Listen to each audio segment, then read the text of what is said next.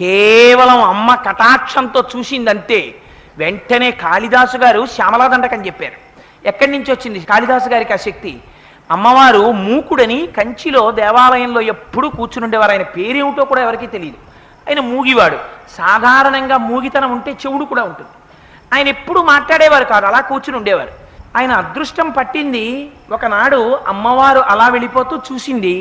చూసి నిర్హేతుకంగా అమ్మ తన యొక్క కరుణని ప్రసరింపచేసింది కళ్ళల్లోంచి. అంతే. కొంతమంది అంటారు మూకుడికి తన తాంబూలం తీసి ఆయన నోట్లో పెట్టిందంటారు. ఏదైతేనే అమ్మ కరుణ ప్రసరించిందంటే వెంటనే ఆయన నోటి వెంట 500 శ్లోకాలు వచ్చాయి. 500 శ్లోకాలు కూడా ఎంత గొప్పగా వచ్చాయో తెలుసా అండి? మూక పంచశతి అని పేరు దానికి. ఆయన అమ్మవారి మీద వెంటనే ఆర్యాశతకము అని ఒక శతకం చెప్పేశారు. అమ్మ ఒక్క చిరునవ్వు నవ్వింది. మందస్మిత శతకము అని చిరునవ్వు మీద